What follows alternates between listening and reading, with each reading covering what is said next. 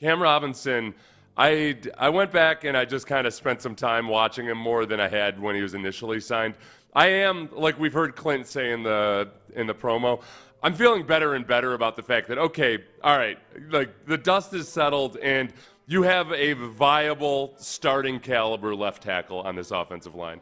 And like many offensive lines in the league, where you can get a really good performance without having it replete with absolute studs all over the place. You just got to have viable starters. Robinson, in a lot of ways, is kind of a muted version of what Laramie Tunsil was, which I know doesn't excite a whole lot of people, but remember this. I'm going to need more. Yeah, he doesn't cost $20 million per year. That's a good start. Right? Yep. Yeah, I like that. Yeah, that's the big key is it's a 1 year, up to $14 million contract, very much a prove-it deal. But he's a guy that in Jacksonville, I think in the minds of Jaguars fans, it's probably a lot how we are with Titus Howard, where Titus Howard is just fine as a tackle. The problem is it feels like he's never really lived up to his potential. Like, he's fine. You can have him as a starting right tackle on any offensive line in the league, and he's not going to be the problem. It's just that you feel like you're not quite getting everything out of him. Mm-hmm. I think Cam Robinson has probably been that same way in Jacksonville. He is very impressive at times in pass protection. He uses, just like Laramie Tunsil, uses his hands really well. He's got really long arms, and he uses them. Like, he'll reach out and just jolt guys and stop them dead in their tracks.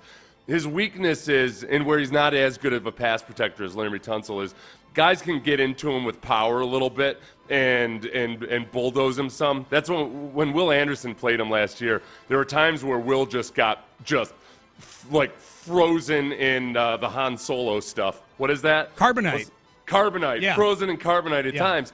But there was, because Cam Robinson just reached out and snatched him. There were other times where Will Anderson was able to get on an edge and kind of just get up underneath Cam Robinson's pads and get him on skates back into the quarterback.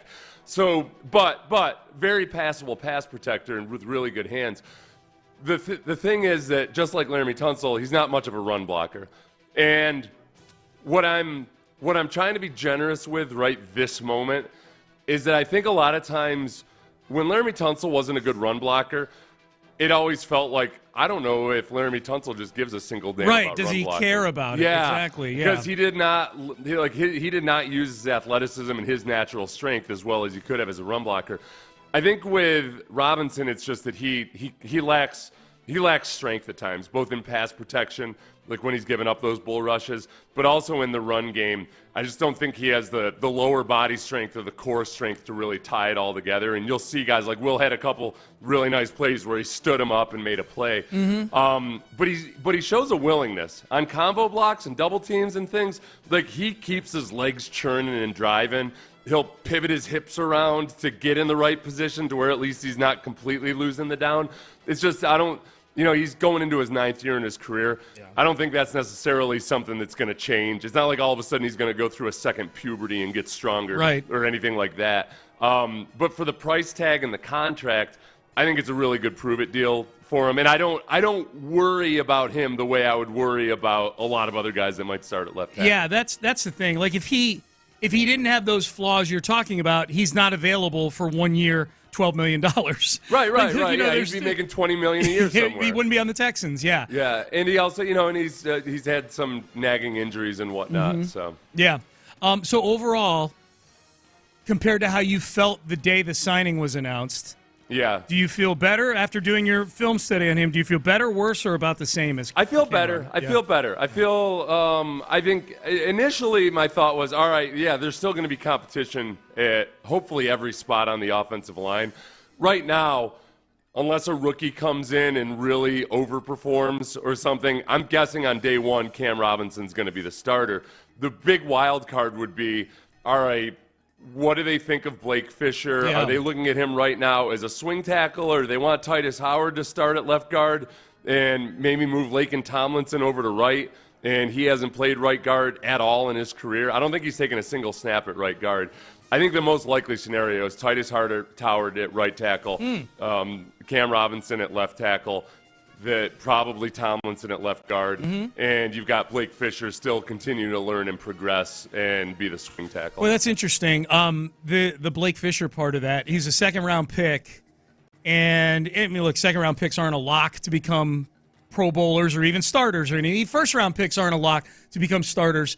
But on a team like this, where there's been so much, all of a sudden, so much churn at tackle, it was Laramie Tunsil etched in ink, Titus Howard in ink, and then you see what happens with Blake Fisher. You now have a scenario where Blake Fisher was actually starting at the end of the year last year for this team because the offensive line needed that shuffling to accommodate the interior of the offensive line. I wonder how that makes people feel about Blake Fisher as a draft pick if he hasn't been able to – if indeed week one is what you just laid out with Howard at right tackle and Robinson at left tackle, and Blake Fisher hasn't been able to crack that code. Yeah, I think the whole thing about Blake Fisher was that it goes into that old dynamic that I always find entertaining, except when it's my own team, which is everybody acknowledges that a guy's a little bit of a project, but then as soon as you see that he's a project, you're irate that he's a project. Yeah. Like Blake Fisher, the common thought and thing said about him on draft night was, wow, this is a guy that you get in the second round. Maybe if he stayed at Notre Dame one more year, he would have been a first-rounder. Yeah. But he just needs to fill out a little bit, learn how to play as a lankier guy, all that stuff.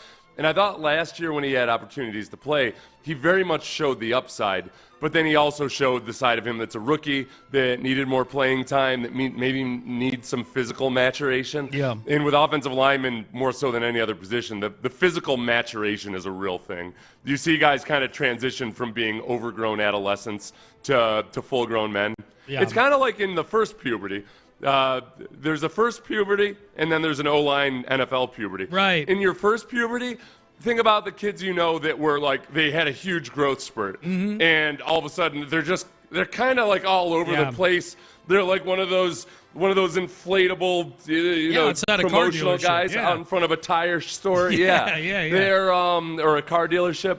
They got to learn how to use all that mass and all that length. And I think Blake Fisher's still a little bit in that stage. So it doesn't, if you say, well, okay, Blake Fisher doesn't start over two guys who are established NFL veteran offensive tackles, I don't worry about Blake Fisher at all. I think and especially when one of those tackles is on a one-year deal. True. That I think that gives the Texans, if they don't draft an offensive tackle, time to kind of figure it out. Blake Fisher at some point will start when one of those guys almost inevitably gets injured. It's hurt, Yeah, so I'm cool with that part of it.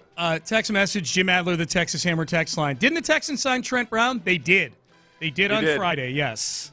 Trent Brown, this is why I'm not factoring Trent Brown into the equation. Trent Brown got a one-year, $2 million deal, $3 million deal, yeah. He's coming off a torn patellar tendon. He is got to be 30-something years old because he's been in the league. Came in 2015. He was a seventh-round pick of the Niners in 2015. So he's probably 31 or 32 years old. But he's 6'7", 6'8", 360 or 70 pounds. Has had some good, solid play in his career, but he's one of these guys. He's kind of like the offensive line version of Mercedes Lewis, the tight end. We'll have one really good year, and then the next year you're like, what's going on with this guy? And a lot of it's due to injuries, I think. Yeah. So the prognosis for a patellar tendon tear is a lot like it used to be for Achilles tendon tears.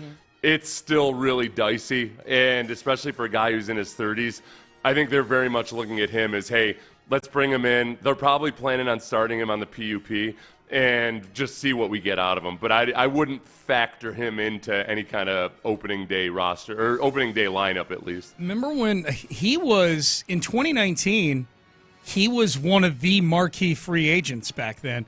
Because that was a big deal, because that was the offseason where the Texans were coming off of a season where they started Julian Davenport at left tackle for a big chunk of that year. They had traded Dwayne Brown, and I remember Trent Brown's free agency like it was yesterday because there were a lot of Texan fans clamoring for the Texans to sign Trent Brown, and he signed a huge deal with the Raiders, and actually was pretty good with the Raiders for a year or two. He made a Pro Bowl with the Raiders. He was a decent signing for them, but he was the belle of the ball about 5 or 6 years ago.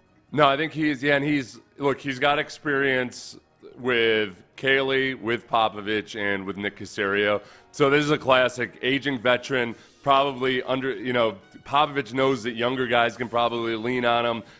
Trent Brown will pick up the scheme, but he's a huge question mark because of his injury status right now. Yeah, he's probably good to have in the meeting rooms at the very least right now. Yeah, he feels like a body who's there for the off the field stuff, maybe even more than the on the field stuff. With potential upside. Yes. A little bit like a Cam Akers. He's like a much, much larger. He's like 3 Cam Akers. He is. He ate Cam Akers. Yeah. That's where I am, and I think that the goal of going into the draft without being overly desperate in any one position, I think that part of the process has been completed on the offensive and defensive line side of the ball. If you look at the defensive line, all right, you get Sheldon Rankins back in the building. You feel encouraged about Tim Settle and some of the things he did last year. They bring Mario Edwards back. On the offensive side of the ball, you've signed a couple of veteran guards that aren't huge headline signings, and you bring in Cam Robinson at left tackle. There's not as much of a glaring desperation to get a young guy in who himself would have been a coin flip whether he's any good or not either. Yeah. So the old saying is desperation is a horrible judge of talent because you start grasping and reaching. I think that right now it puts you in a better position to take closer to the best player available in the draft. Maybe it's best offensive lineman available at 25, and I think that it's hard to find a mock draft where you don't see at least a few really intriguing offensive linemen at pick 25. Yeah, there's a lot of good ones there at 25. I think for me, I don't know, man. I feel like a weapon at wide receiver for the season, for this season, not for the long term. If you're drafting for the long term, they could use a lot of things. But for this season, I feel like that wide receiver, I'll call it wide receiver 2, like the outside wide receiver opposite Nico Collins is a bigger need now than anything. The offensive line, they've put a bunch of guys in that room that I think you can find 5 that if well coached, which is a caveat you bring up repeatedly, appropriately so, if well coached, they can be an average offensive line, which is all I'm looking for this year, is be average. Just be better than what you were last year. If you're significantly better than what you were last year, you're an average offensive line. Well, and they can be a better than average line just with the guys they have. Yeah. If you look at various teams like the Bucks, one of our listeners brought up the Rams. I thought that was a good example last year. Really the Ravens too. Every year there's teams that overperform based on what you think of these guys moving into it, and a lot of it just comes down to the scheme and how well they're coached at the positional level and everything else. I have to admit one thing too, because I thought back on Friday's show, Sean. Yeah. I did it for an entire segment. In my mind, I swapped out the 2 new guards, Ed Ingram and Laken Tomlinson. I can't wait to hear this. Okay. So Ed Ingram comes via Minnesota. Right. Laken Tomlinson comes via Seattle, and before that, the Jets and the 49ers. Yep. Whenever I say Laken Tomlinson, I think the lakes of Minnesota, the land of 1,000 lakes. And immediately in my mind, Laken Tomlinson is Ed Ingram. And so you really got to check me every time we start talking about the guards. They're very different guys, yeah.